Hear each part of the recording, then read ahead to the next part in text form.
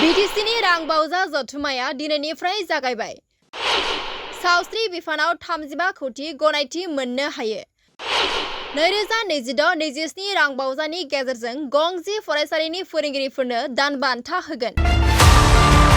हाग्रामा महिलारिनि खुंथाया 2026-27 मायथाइनि थाखाय साननै हाबाफारि लानानै बिटिसिनि आयेन आफादनि गेजेरजों रांबावजा जथुमा जिरायो।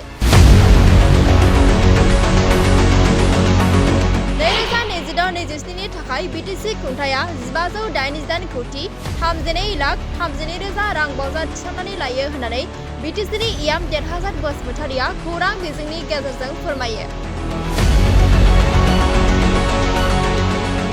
मावफुं सोद्रोमा देरहासात बसुमतारि बिथाङा फोरमायबावोदि 2026-27 रांबावजानि गेजेरजोंनो मुंख्लं नखरफोरनो अनसुंथाइ होनो थाखाय 10 कोटी हमनाय जादों। गंजि फरायसालिमानि फोरोंगिरिफोरनो बेथन होनो थाखाय 17 कोटी रां हमनाय जादों आरो बड'लेण्डनि जौगानायनि खामानि मावनो थाखाय 200 कोटी हमनाय जादों होननानैबो फोरमायो। फारसेथिं मावफुं सोद्रोमा बसुमतारिया फोरमायबावोदि सावस्रि बिफानाव 35 कोटी हमनाय जाबाय। लोगोसेनो सोलोंथाइ बिथिङाव बिटिसिनि रोंगौसा फरायसाफोरखौ सायख'नानै फोरोंनायनि मदद होनो थाखायबो रांबावजायाव दैखांनाय जायो होननानै फोरमायो।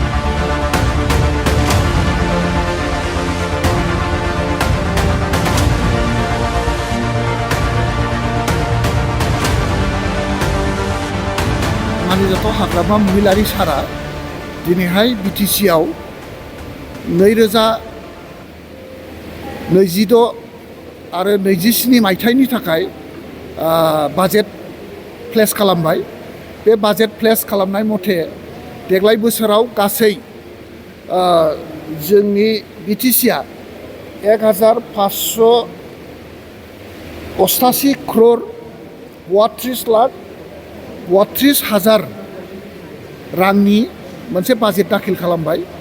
बे बाजेटनि गेजेरावनो दङ जे 900 crore जे स्टेट एसअपिडि बाजेट ग्रेड C2 आरो सेन्ट्रेल गभर्नमेन्टनि सेन्ट्रेल स्पन्सर्ड स्किम 200 कोटी इनफ्रास्ट्राक्चार बड'लेण्ड इनफ्रास्ट्राक्चार डेभेलपमेन्ट एक्सट्रा 200 कोटी आरो 10टा कलेजनि माने बेथन होनो थाखाय फोरोंगिरिफोरनि बेथन होनो थाखाय 17 कोटी आरो मुंख्लं नखरफोरनो एक्सग्रेसिया होनो थाखाय 10 कोटी आरो बिदिनो गोबां हेडआव गासै 1588 crore 32 लाख आरो 31 लाख आरो 32 रोजा रांनि बाजेट प्लेस खालामनाय जाबाय।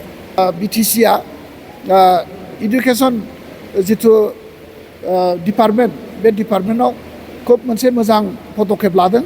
बेनो जाहैबाय बिटिसिआव थानाय जोंनि टेलेन्टेड मेरिटरियास स्टुडेन्टफोरखौ हायार एडुकेसन हायार स्टाडिज आरो प्रफेसनेल कर्सफ्राव जाहाथे जोंनि गथ'फ्रा मोननो हायो। बेनि थाखाय बे बिटिसि गभर्नमेन्टआ এই बोसोरनिफ्राय माने माबा मोनसे सिमायाव दोनालासेनो जिसिबां गथ' बा फरायसा फरायसुलि केन्डिडेटफोरखौ जोङो सेलेक्सन खालामनो मोनो बिथांमोनखौ फ्रि कचिं जोङो खालामसिगोन आरो जायफोर जिथुनाखि कचिंनि उनाव बा गोबां फरिखा होनायनि उनाव UPSC APSC बा जोंनि मा होनो नीट परीक्षा IIT IIM NIT बेफ्राव उथ्रिसारनानै एडमिशन लानाय गथ'फोरखौबो फरायसाफोर फरायसुलिफोरखौबो माने फरायनाय समाव जाहाथे आरोबाव रांखान्थि मदद होनाय जायो बेनि थाखाय